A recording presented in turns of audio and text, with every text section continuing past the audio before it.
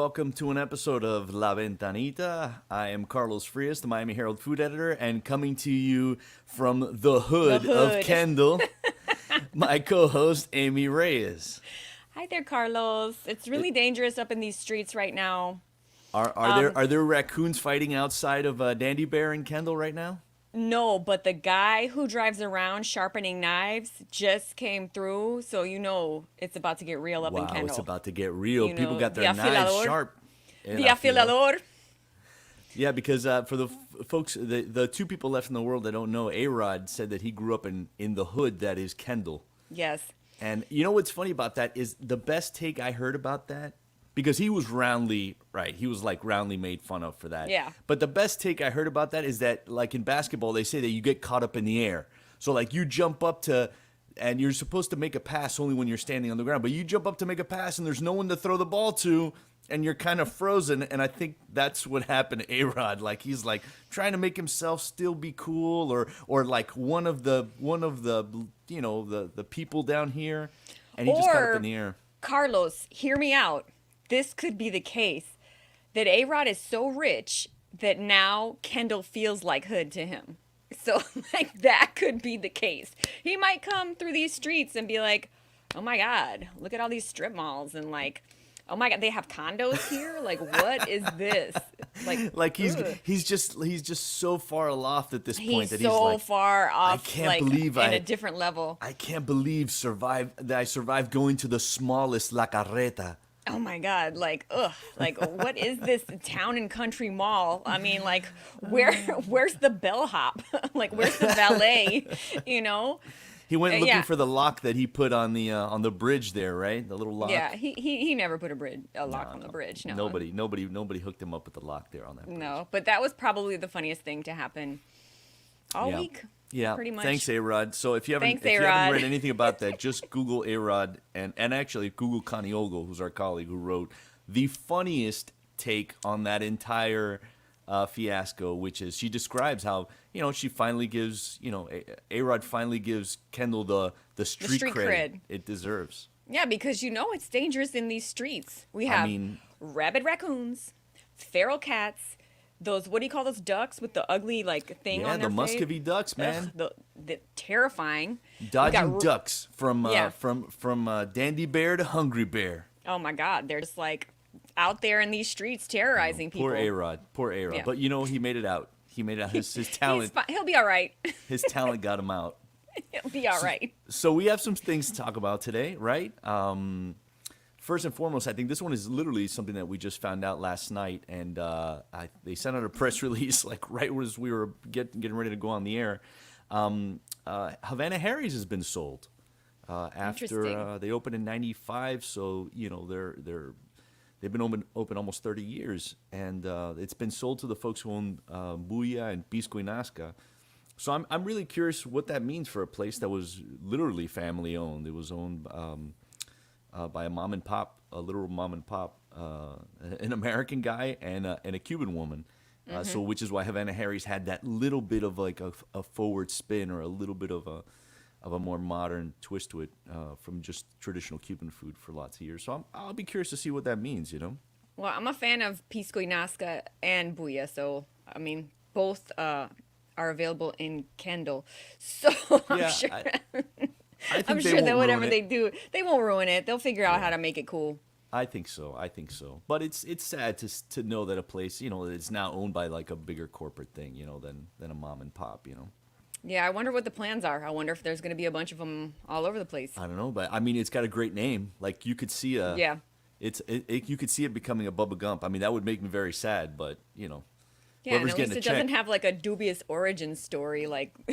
Though who's Harry? I don't know. I'm working on that. I'm not sure who the Harry in Havana Harry's is because I mean, at least it doesn't have a dubious origin story like what was it, Cafe Havana that was trying to pop up down here. We're not going to even talk about. Don't go there, Amy. Don't go there. No, I'm just keeping my rage at a tolerable level when I talk about that place. So what else let me tell you who won our croqueta poll. Our very scientific, very above board. Our bot infested. Not bot driven at all. No. Cow Bakery came in first place for our croqueta poll. So, I mean, I mean, Yeah, Cal Bakery, they make good croquetas. they I do. mean, They're the offspring of the Vicky Bakery empire. So, it's an offshoot of them. I think that's legit. We still have to do a drive by and go visit well fed, not well made, well not fed. well made, well We fed. have to go. We have to go visit that place, Carlos, just Do because we? we have to discover. We do. Do we? Just- Is it a real place? it Does is. it It exist? exists in Coral Gables. I saw it. You saw it with your I eyes. did. I walked past it. It's one of those places that's not open for lunch. So we would Yeah. have to go in the evening, and for me to leave Kendall in the evening, it's got to be a really, really big deal. It's basically it's well fed, but it's not well known. I think is I guess how it is. Damn. Sorry. All right. Moving on. So let's get to our guest. Shall we get to the guest? Yes. All right, let's get to the guest. So our guest today is Val Chang. So I'm going to tell you a little bit about Val. So Val has a story that is not uncommon for Miami. But when you step back and think of it, it really is stunning. Her family fled Peru during an economic crisis. Her dad, Fernando, was forced to leave her and her older brother, Nando, while he came to Miami to look for work, where he discovered he had this rare talent to be a sushi chef. So eventually the family reunites in Miami, and they start working together in a restaurant, first in a kosher sushi restaurant in Surfside, if I'm not mistaken. And then this tight little family created something really unique with their new restaurant, their first restaurant together, Itamae. And there, all three of them, Val, her brother Nando, and her father Fernando, this year for the first time were all nominated for James Beard Awards, which is, I think that's pretty interesting, and it's pretty great because it is a family effort. So I want to talk to Val about her family's journey, but also her own skyrocketing career. I mean, everyone says, including her brother, who's super talented, that she is head and shoulders the best chef in the family, the best chef and cook and creative in the family. And I also want to talk to her about her volunteer work for José Andrés' World Central Kitchen. So welcome, Val. Hello. How are you? Good, good, good. How are you guys? Great, right up until your audio now sounds weird and fuzzy. Uh-oh, Oh, what happened? really? Oh, no. I wonder why. I don't know. Nothing changed. Pierre, what happened? C'est la Oh. vie.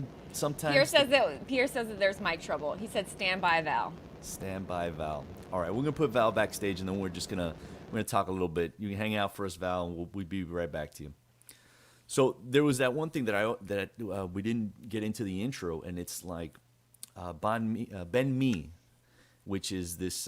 It was a pop-up that came up that started on Instagram, where this guy Ben Murray just started making these Vietnamese sandwiches online, and really just to make ends meet and keep himself busy and feed his friends. And it became into such a thing that he connected with an old buddy, and they opened a storefront. And it was open for all of 6 months, Yeah. and then it closed at some point in the It last was couple on weeks. Española Way, and it was kind of part of a little wave of new openings on Española Way that happened in second half of 2021, and it looked like things were gonna be, because they opened that new hotel there. Oh, what's it called, Carlos? Oh, the Esme? Esme Yeah, the Hotel. Esme. Yeah, they opened that new Esme Hotel, and there's a couple of new venues inside of that hotel, including, I guess, Banh Mi was a small little storefront there, and unfortunately, it's gone now. But I think his place, Mimi's, is still open. Yeah, they still have that spot, Mimi's. He and his partner still have that one. But it started me thinking about whether we've reached this point where all those little pandemic pop-ups that we saw that had started a hustle, and they were starting to get traction. Are we getting to the point where that bubble's about to burst? Yeah, Like those that places would be started. terrifying because, I think the low overhead probably was one of the things that made it easier for them to have the success as an Instagram, kind of pop up place.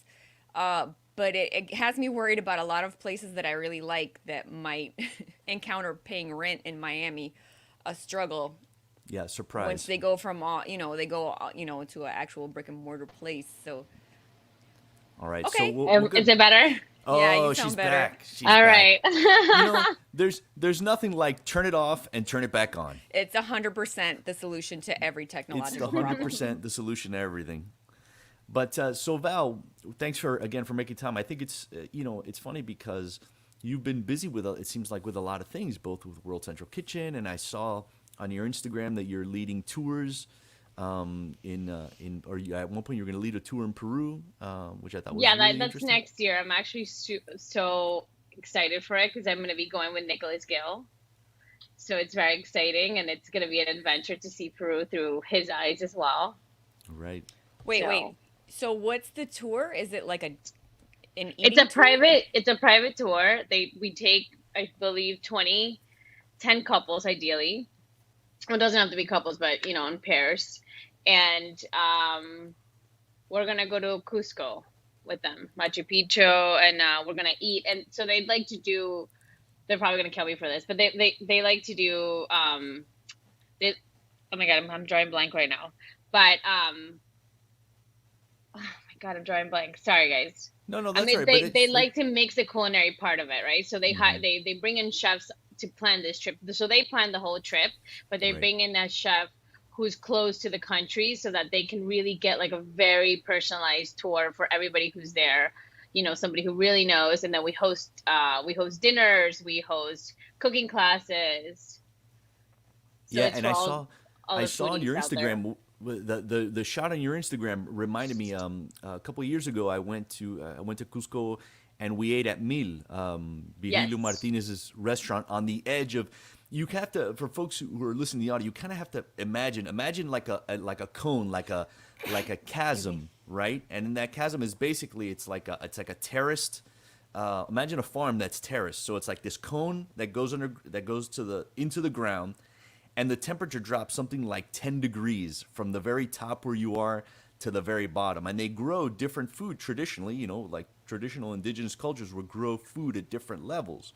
And he was experimenting with indigenous food grown at different regions, cooking at his restaurant. So, and I saw you had kind of like that terraced image and stuff like that. Yeah, I'm we're yeah. gonna definitely be going to Mill, and Oh my it's so God. exciting to go with Nicholas because I know he's worked so closely with Helio that I'm just so excited to see it through what he knows the ins and out just of the area of working with him and any connections, and I think it'll make it really special for all the guests who are gonna be joining us. I don't know him. What's his story? Nicholas Hill. Oh, you have to get him on the podcast to speak to you and Ah, tell you bueno, está all bien. about it. Good answer, Val. Good And you're answer. putting me. This is not what I thought I was here to talk about today. I'm like, No, oh God, they're tranquila, gonna fire me tranquila. today for Modern Adventure. No, um, but seriously, folks just follow her Instagram and follow that thing because as more information comes out about it, you're gonna want to know because that sounds like a once in a lifetime trip. Yeah, But I'm I gonna want have to to the look part into that that. the part that I'm most interested in talking with you is kind of your journey. How like I said, your story is one that is familiar to us who grew up in Miami, which is, we are an immigrant city. Like, it's what makes us special. It's like what makes us complex and interesting, I think. And and really it led to you guys finding your own unique place. And I'm curious about that. Like, how was it for you that you guys were able to translate the things that you learned, the things that you grew up with, into this restaurant that is now beloved by Jose Andres and many people in yeah, Miami. a lot has changed and transformed for us since we started, upstairs in St. Rock Market. Including the name St. Rock Market, Yeah, like 3 times. like 3 times. Nando is the helm of it now. He's completely focused on that project, as my dad and I have been able to, focus on the other two little projects we have going on. I mean, Itamae definitely just meant foundation for us. We were able to build such a strong foundation there that we've been able to grow. I mean, we started with 5 people. Now I think we have up to 50 employees, Amazing. all around. And, yeah, I think Itamae was a foundation for us. The place that, I mean, I don't spend much time there anymore. And I always try to make that really clear because I don't want to, give credit where credit's due. Mm-hmm. It's Nando all through and through. I still go like once a week at least to eat and to check in, and whenever whenever I can, I drive by, and if he's ever short staffed or anything, he'll call me and I'll go in, and it's a different angle for me now because I'm having, when I go in now, I just go in to enjoy them, to watch everything that they're working on, to watch all the different dishes, and truly just to enjoy it, right? Which Right. before it was like I felt like it was, I had so much pressure to make everything so perfect and every, so much weight, and now it's just for more fun than anything when I How go was it? into mine How now. was it different going from the food hall to the standalone? Was it a lot of stress? Well, we signed the lease before the pandemic, like Yay. 2 months Super Go. fun. before Yeah. everything went down. So I think that was a bit scary for us at first, but I think what I was just trying to tell you guys before was the foundation. Like we always knew, my brother, my dad, and I, when we spoke, and my other two partners, Eric and David, that no matter what, we'd make it work, right? Like no matter what, even if it had to be the five of us again, starting from zero, and that's the mentality I think we have with every single project we go into. That as long as Mm. the five of us are together, we're gonna push through, push forward, and everything's gonna be fine. It's definitely come with its challenges, I think, for Nando, and Nando, can speak more about it. It's sizing. We love to go into really small spaces and try to make something really big. Like we are really good at that. We're like, oh, that space is like 100 square feet. We love it. We'll make something really special out of it. And then we're like trying to, um, we're on top of each other because it's always so cramped. But it's had more challenges than that. The space wise, the we envision it to be more of a fast casual, kind of like it was upstairs, and then Nando got very inspired and wanted to transform it and elevate it completely. So we the only big challenge, I think, besides all the challenges that everybody runs into, right? Like Mm-hmm. inflation right now, food costs, labor costs. Talk about like rent has nothing on what food cost is right now. Or I mean, yeah, if you're trying to be like in Lincoln Road, you're gonna have or in the main street of Wynwood, of course. But Right. like labor costs right now are so high, food costs, they're that I think that's what, like when you were talking about the little pop-ups, like I think that's what's really happening right now. Right. Tell Not me. just like the power of signing a lease and being on the hook for $10,000 of rent. It's like, okay, now you have that, but now there's the food cost is at least 15% up, Oh, and Did you like wow. say and it's 50? like 50? 15. Oh, okay, okay. I'm sorry. 15. Well, in some cases it is. Like I'll tell you, we were paying $40 per case of limes, and right now we're paying 117. Oh my So God. it's even like And at a 100. restaurant that like Ouch. where ceviches are all based on so much is based on lime and acids and all those, you must go through limes like crazy. So that's like a huge cost for you guys. Yeah, we just saw an invoice. I was breaking down numbers last night. I was talking to Nando this morning, and we saw an invoice for $1,000 of limes just for 1 week. Oh my God. What? That is incredible. Ouch. So if Eh, you're not focused fully on Itamae right now, what projects are you focusing your energy on? I'm right now, I've only focused on the arena. So we have a kiosk there, which is called Raya, and it's a fast casual chifa concept. So we sell fried rice, noodles, so chaufa, arroz chaufa, tallarín saltado. We do two pokés and a ceviche. And then upstairs in the Bacardi Lounge, we do the sushi, and we do the sushi for the sweets as well. tell us a little bit about that background because I think that the thing that Miami knows, but the rest of the world is in love with the idea of Nikkei. So like this idea of the Japanese food influences landing in Peru 200 plus years ago and adapting local flavors and those things fusing. A similar thing happened with Chinese culture and Chinese immigrants in Peru and Yeah, so we're created actually chifa. Chinese Peruvian. Right, you So guys this are. is You guys more of the, specifically. yeah. So So we are, this is yeah. So this is more what I grew up eating with my grandmother, my Chinese grandmother. Um, so the opportunity came, and we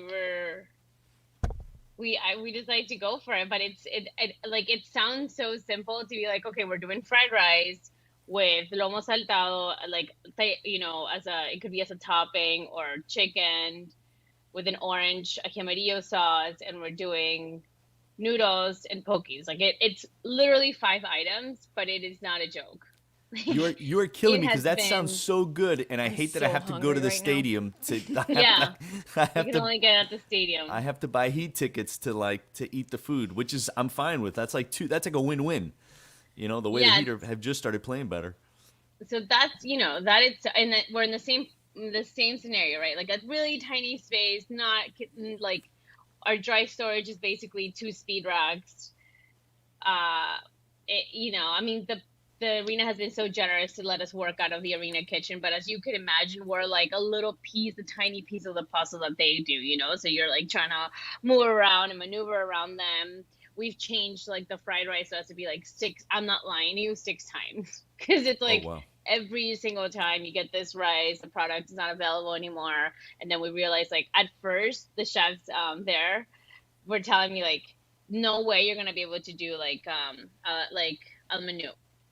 And I fought it with them. I was like, no, I don't want to cook that way. This is crazy. You like, but now when we're selling so much, we go through Right. so much product. I mean, we go through, for one game, we go through like 30 quarts of rice, 80 pounds of chicken, 80 pounds of beef, Right. So did this so all it's, did your whole family start cooking from when you guys were in Peru, or your dad just became a cook because that was the work he found when he was in Miami? that was the work he found when he was in Miami. But we grew up in homes that cooked really good. Like, Tell both of our grandmothers cooked very good. My grandmother had our she was like our house mom, who was living with my grandmother since she was 16, and by the time we were born, she was probably 40 something. Wow. And her name is Balta, which I did a pop-up for that. She cooks so good, and she actually cooked very criollo style, but also had learned. And later on, as I went to talk to her, meet with her to cook, for her to teach me, she learned from like my great grandmother's sister's recipes, like that, from like my Chinese great grandmother recipes that they would teach her, so she would be able to cook them for my grandmother, my grandfather. So you're Um, working. So you're like developing things that are generations old, and then finding your own way. I would imagine to make them your own too, and to pass them forward. Yeah, I mean, it's been very interesting, Carlos. Like, I thought, this has been like a whole different game for me. Um, Learning to make, the right calls when not just like what I want to cook as a chef, but like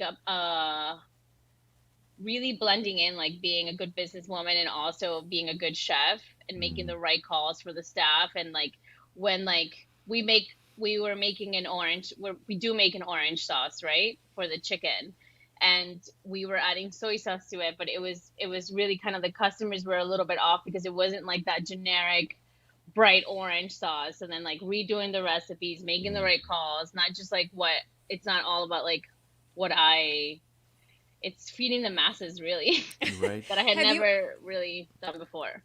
have since the cuisine that you're dealing with has a lot of fusion in it from different cultures from Peru and from China. Have you gotten in Miami and found other people who are doing takes on like chaufa or the Nikkei or anything, and you're just like, what are you doing? Like, you can't do that. Have you found anybody where you're just like, I don't understand where they're going with this now? Or do you think that, like, it's all fair?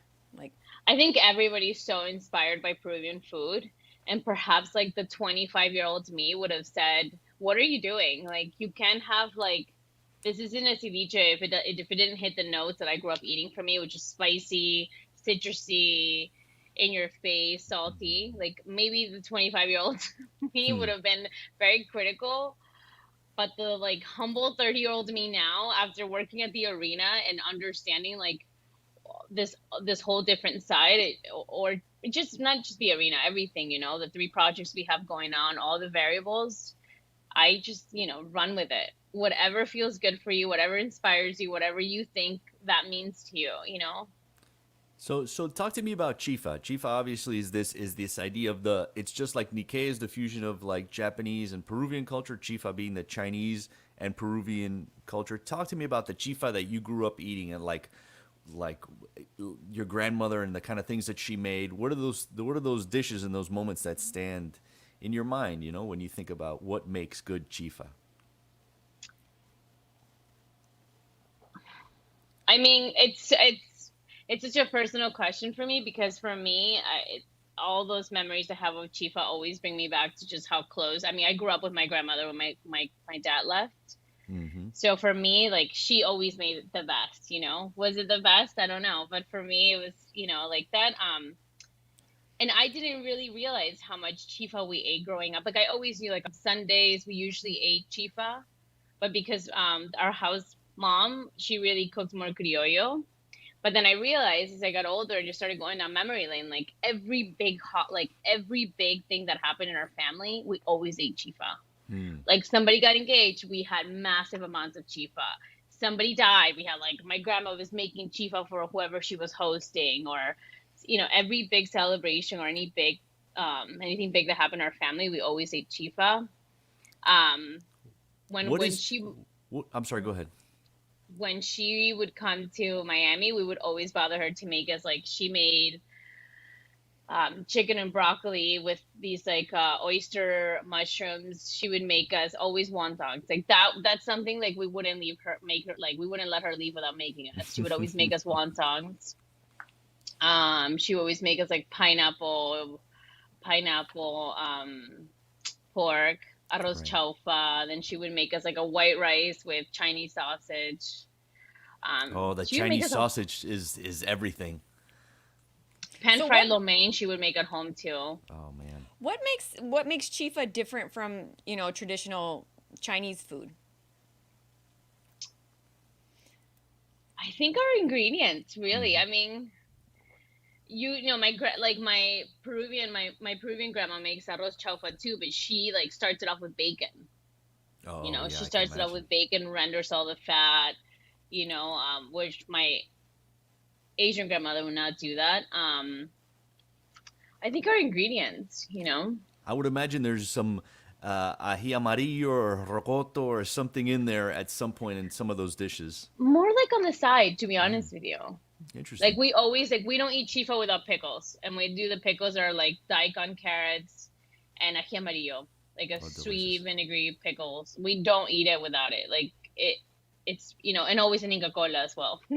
Oh man, um, our former colleague Veronica Quispe it says that she's Peruvian and she swears number one by all Peruvian food and two by Inca Cola being the greatest of the Latin beverages.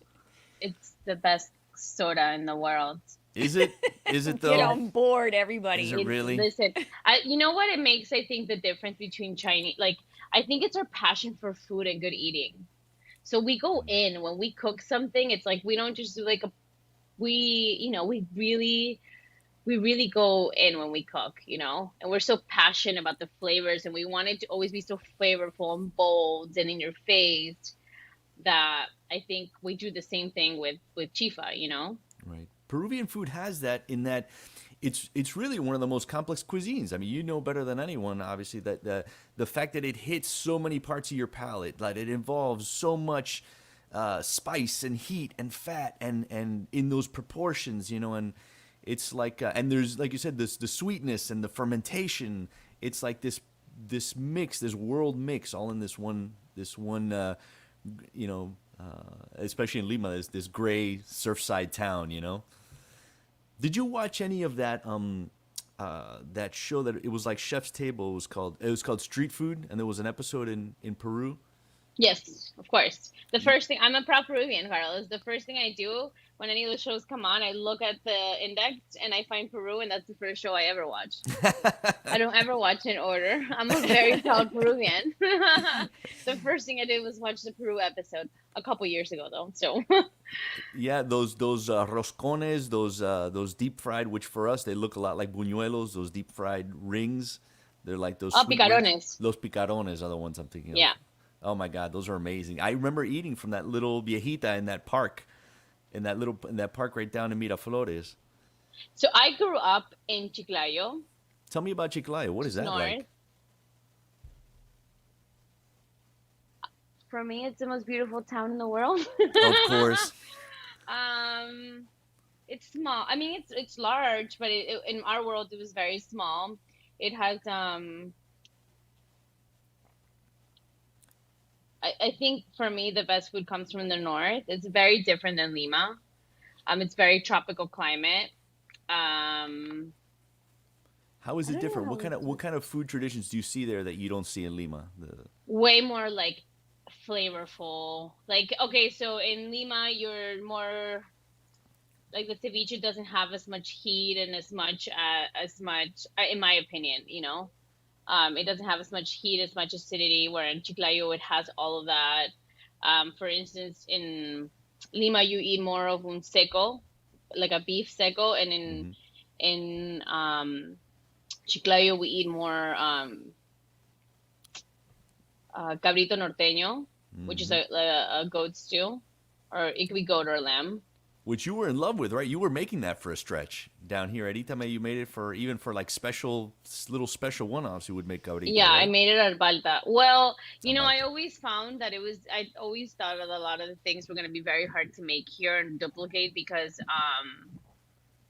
of the ingredients. But then once I started finding ingredients here that were similar to the ingredients there of the same families, and then using them, and then they would actually come out really good. I was like, so like, that's what I do, you know, like once I like get hooked in a recipe, I just do it over and over and over and over until I can do it with my eyes closed, and I can, you know, duplicate it over and over again. So I think I was making a lot of seco for a while. Cabrito.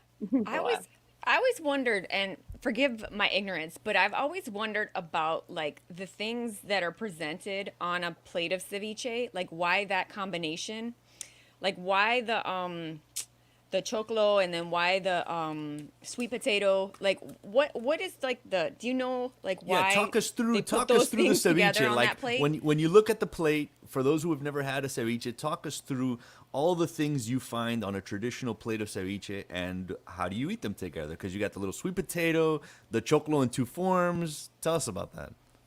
So, my perspective, of course. I mean, first, it's just how I grew up eating them. But in the north, we eat it with, I don't know if you ever had them in Itamae, torrejitas de choclo. But I believe that everything is to, like, the corn. Like, I believe the crunch is there, you know, for the crunch. And then the corn and the sweet potato or the torrejitas are there to absorb some of the acidity and balance them out with their natural sweetness. Yeah, there's nothing like that little chunk of sweet potato. Yeah, when it absorbs really amazing. when it absorbs some of the leche de tigre acid, and just eating the sweet potato is like in itself is like a main part of the dish. Yeah, although I don't like it when it's too sweet. For me, I read like, somewhere that people Peru overdo the had like sweetness. I read somewhere that Peru had like 65 different like varieties of potatoes. I think it's higher than that. I think it's and 10 I really times higher respect than that. I really respect their love of potatoes, because as a person who eats lots of potatoes, like we're double carbers in Peru. We love double carbs in our plates. Like we have a protein, we'll have rice and a potato. You know, we have this dish called asado, and we do white rice, potato puree, and then the meat. Yeah, potato should be on the flag. It should be on the national flag, just the potato. I agree. We do seco, and then we do, you know, sometimes they put yuca, and then rice, and then beans. So we love our carbs in Peru. Tell me about when, like Chiclayo. What does the town look like? Give us a sense of like how it is compared to Lima, because Lima is this big, wide, expansive seaside town. It's always gray. They say the color of Lima is gray, you know, because it's got like this soft colors. In Peru, they call it like panza like a dunk. Like in Peru, they always call Lima like the sky, like a burro, una panza de burro, el color de panza de burro, because it's always gray. Donkey belly gray. Wow, I've never been asked that question to describe Chiclayo. Like, is it is it mountainous? Is it at the foot of mountains? No, it's a mix between the desert and beach. Oh, interesting. So it's still developing a lot. I think like before I left, there was no McDonald's. Oh, Um, wow. there's only I believe I That's a beautiful thing. yeah. You want McDonald's? Vete pa I don't know how Miraflores. to. I don't know how. It definitely was very different than living in the capital for sure. Like I grew up only having, you know, not pasteurized milk.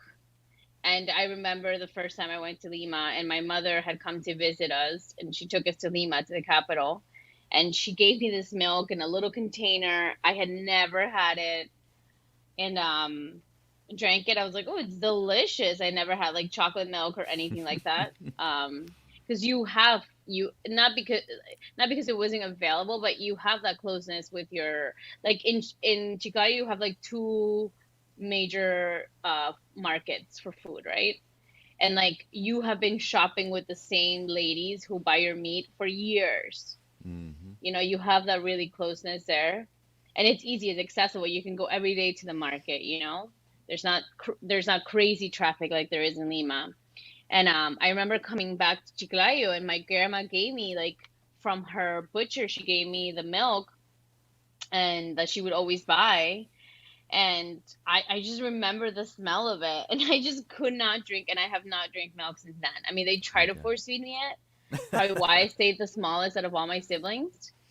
But I was just like, no, like, what is this? Because I had gone to it sounds silly, but I had gone to the capital and had pasteurized milk. And when I came home and they tried to give me the other milk, I just couldn't. Like, I was like, no, this is terrible. You've been lying to me my whole life. My life is a lie. My I, milk I, knowledge and is a they, lie. and we drank like the big grandma, like milk glasses. Your grandma can never just give you like a small one growing up. She needed to give you the biggest one in the It's like a house. pitcher. I know. The biggest And we glass in the drank house. three a day. Oh And I my just God. remember like getting up, and I was like I was just in Lima and being like, oh my God, what is this milk? Why don't we have this milk? And so So tell me about that, about growing up in Chiclayo. Your dad, Fernando, who is this man, the sweetest guy ever, and a very like calm, very quiet man. Your dad leaves to basically look for work, and you guys are apart something like 3 years, right? Like that no, is we were apart 9 years. 9 years. You're apart nine Hmm. years. That is incredible. That is really incredible. And then you find yourself, I don't know, during that 9 year period, what was that like for you to kind of like, as you're literally growing into a young woman, surrounded by your grandma, these strong women in your life, it sounds like. I mean, I'm so thankful that I had my brother next to me, because we didn't just grow up without my dad. We grew up without my mom and my dad for those years. I mean, my dad came, I think, a couple of times to Peru, but he was always so punctual. Like every Sunday, 4 p.m., we couldn't be anywhere but by the phone. And remember back then, it was like there was no cell phones. And then my dad had to get, the calling cards he would scratch, Right. call. And then so like at 4 o'clock, that was his only break he had from work. He would call us on Sundays, and we would speak to him every single Sunday. So he couldn't be anywhere. Like Nando and I couldn't be anywhere any Sundays at 4 o'clock. Wow. Um, it, you know, I it, I'm s- it was really. I mean, I think it was tough. It's always tough to grow up in without your parents. But Chiclayo is so small, and the community is so small, that I grew up surrounded by a lot of people who were, made sure to be around us, to love us, take care of us, and teach us, who would take us anywhere that they would go. And these were friendships that were my parents' friendships. Right. That made sure. So in that sense, it was okay, as long as I think Nando and I have always had that mentality. We will always have it, that as long as we're by each other's side, I think everything's gonna be fine. Yeah, So when you and did your you come to brother, Miami? When I was 10. I mean, that was such a, he said it before that like you'll start a sentence and he finishes it, that kind of thing. Like even though I was he's your, convinced we were twins. They didn't yeah, want to tell us. that's so funny. Yeah, I mean, you grow up so close when you're like, oh my, when I moved to Peru from Miami, because we lived in Miami for a little bit before we went back to Peru. I only spoke English, and I could only really communicate with my brother when I got home for just for 4 months until I was like yapping away in Spanish. Sure. So I think that made me extremely more, but I was born attached to him.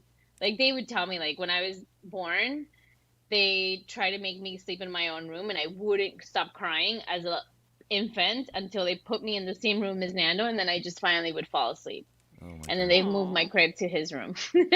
I should have given him a warning what kind of life he was going to have with me. I'm sure he appreciates it, and that so it's not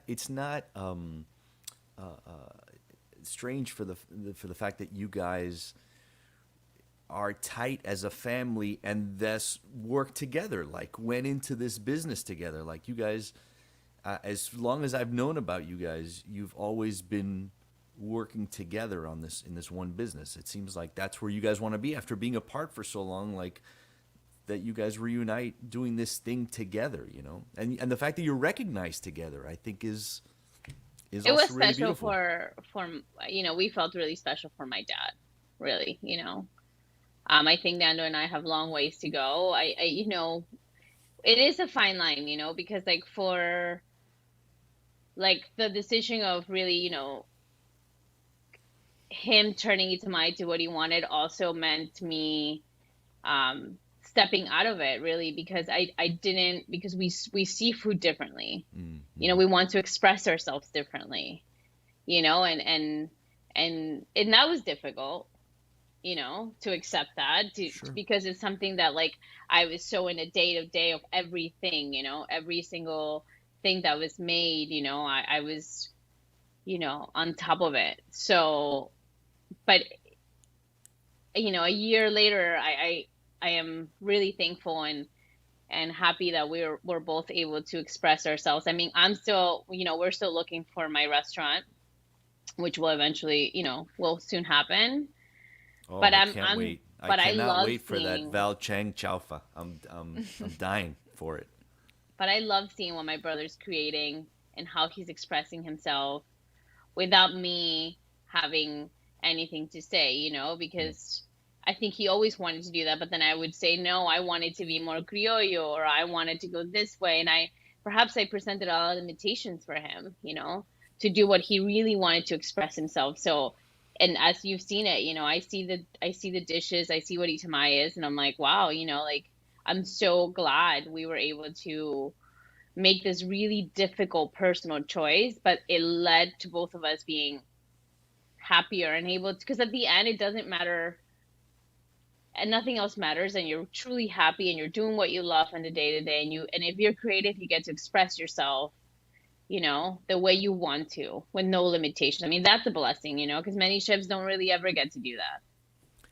And do you think Many chefs don't really get to like have a choice. You work and this is what you do, and you either work for somebody else and this is the menu that they want and you're limited to this, but we're so blessed to have the chance to all of us express ourselves exactly how we want to. And So that's if you, that's I'm what's sorry. next for you. I was going to say that's what's next for you then is to look for a place to express like what your thing is. And you have a more classical fine dining training. Like you spent time in Thomas Keller kitchens and not Ferran Adria, his brothers Alberto Adria. Obviously they were co-chefs at El Bulli in Spain, which Yeah. was #1 restaurant in the world for years.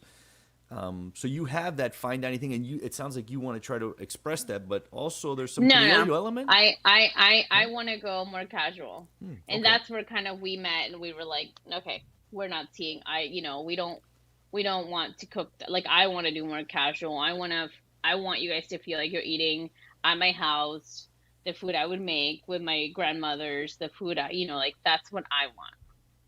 I Well, don't, listen. Whenever you're ready to invite us over to your house to cook, that I think Amy and I are game. I'll eat whatever you put on the table. Amy's got the white girl stomach though, so I'm curious to see. I think the rice will balance it. Amy eats I'll anything. be okay. Peruvian, I You'll be can okay? handle. Okay. I've never had a bad experience with Peruvian. Because Peruvian food is the best food in the world, is what you're saying. Obviously. it is. I'm thankful you recognize that on air for everybody to know. For sure. No, everybody knows should know it. legit. I'm very clear.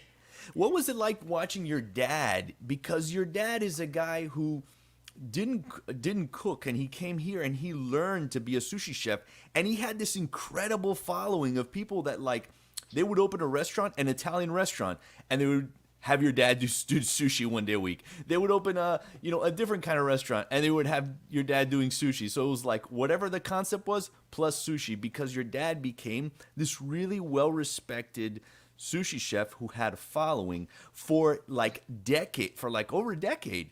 And then to see that recognized on a national scale, what was it like to see him get a James Beard Award nomination? What was that like? He was so proud of him. So I was like on a treadmill, just like so excited for my peers, waiting to see what was happening. I was excited for my brother. And as I was running because I'm training for a half marathon. I was running and I just see it. I'm like, Nando, Valerie, and Fernando. And I just it was it sounds so silly because we make it this, I mean, it is so special, but it's because we made it so special, right? That I just started crying of happiness. And I there was a lot of guilt on my side because I was like, I called my brother and I said, I'm so sorry. My name is even on it. I know how hard you've been working this past year. I really wish this was only yours and my dad's name, and I went through all those emotions and of feeling like, guilt, you always feel like you're a little guilty, and then I had to, take it back in and remember all the years that I also did put for this to come forward, and it was just crying, and I just called my dad, and my dad was like, finally, like, and you know my dad, he is so nice, and he was like, finally somebody recognizes me in this family. That was his immediate reaction. But it is, I think, look, we've been so blessed to be nominated 3 times, and I think this was the most special one because it was with my dad, I could see that. So yeah, I think that it's so special because it's like you're at first when we were all working together, so if your ego, your maturity takes you to all these places where you want to do exactly what you want to do, and then unfortunately you work with your dad and your brother, and you start getting really personal, and you start,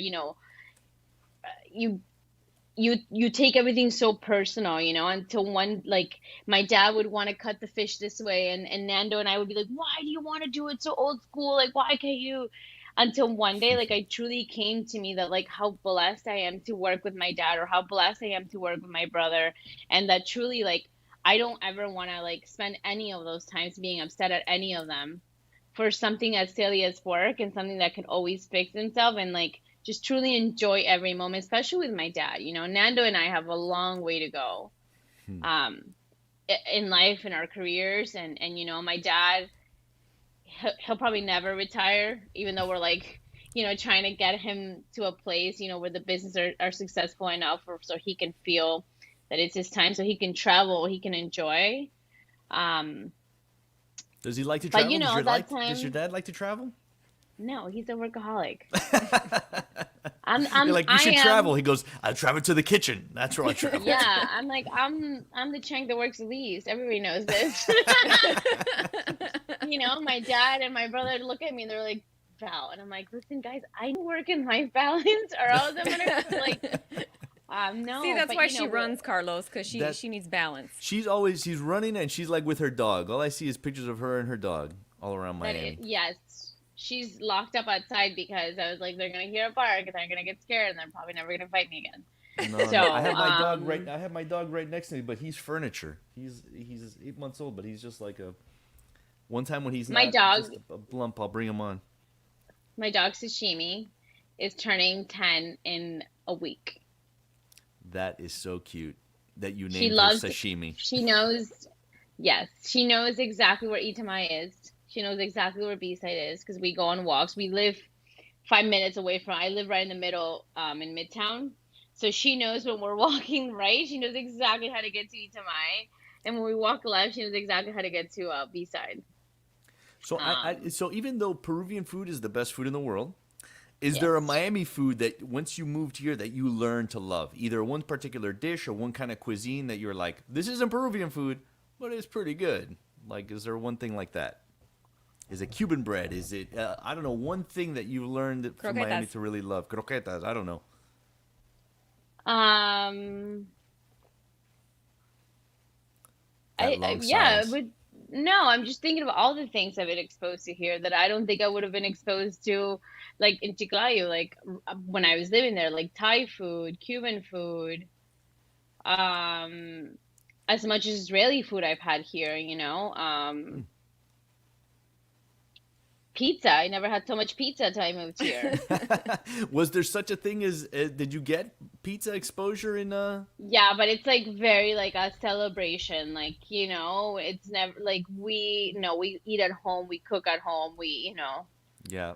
Es una comida, as my mom would say about pizza. Es una comida. Yeah, that was like a That's not food. celebration, like Inca Kola is the best soda in the world, but I didn't grow up drinking soda. Right. And that's why Like it's the best soda in myself, the world because you never got we to grew have up. it. No, no, calm down. I'm gonna send you a case next week. I'll Yuck. deliver to your house. No, don't do that. Why you Mándame don't Don't like do that to Coca-Cola? Carlos. a case of it on No. bed. Mándame a case of it on bed. That's where I'm at. Are you an Inca Kola hater? I am. Yeah. I hate to say it. I hate to say Why? it. I don't hate it. Listen, I don't yuck anybody's yum, but that ain't it for me. That bubblegum flavor cola. Does it taste like Dominican God. merengue? Is that what It it tastes like? Because I've never had an It Inca tastes Kola. like bubblegum, like liquid bubblegum. Like a dum dum sucker. I Kind of. understand. I understand your sorrow for not being born Peruvian. I And get that's it. what it is. And that's- Venting. I'm I get it. I get self-loathing. it. I get it. I get it. All right. But, I think we're gonna let you have that one. We'll let you have that one. But before you go, we gotta have you play our little game. We do Okay. a food kiss marry kill. We make you do a kiss marry kill with food, Okay. and we're gonna put you in a tight spot. So we're gonna give you chaufa, ceviche, and pizza. Since clearly you didn't have much of it, so you have to Kiss kiss one. ceviche. Which one? Maybe kiss. Yeah, kiss chaufa, marry ceviche, and kill pizza. Oh wow, okay, she killed pizza just okay. like that. She killed pizza. Yeah, I don't like pizza. She was ruthless. Sorry. Oh, you don't like pizza. See, I thought you said that you did like pizza. Well, we made it too No, easy No, for she her. said she had never made it really too had easy. it. She never No, had it. no, Like I'm me, not a like I mouse. never really had Inca Cola, and then I had it, and I would kill it. That's the one that I would. Again, I get it. I'm so sorry you weren't born in Peru. Let's see how it is. I've I see how it had is. iron beer, and I can confirm that it's not that great. All right. Well, you know what? Get out of here. We've had enough of you already. Thank you guys. Val, thanks so much for making time. Thank you. Have an Nice to iron meet beer you. and have Thank and good you. luck at Raya. We'll see you out there. Bye. Bye. I don't think there has ever been an interview that has made me more hungry. I'm starving right now. I am so hungry right Are now. you intermittent fasting though? No, not today. Today I had breakfast, and I am about to go get myself some chaufa. There's a place down the street in Kendall. Yes. There's is it are they Jamaican Chinese over there? There's been a chaufa place in Kendall Well, for a long time. I go to a place called Peru Grill, and Okay. it's pretty great. They got all the stuff. All right. Well, I'm So- going to be waiting for that the chifa concept from her. That's Yeah. all I want right now. That sounds great. I'm starving. Let's go eat. Amy, I think that's a show. That's the show. All right, let's go eat. See you next week. Peace out.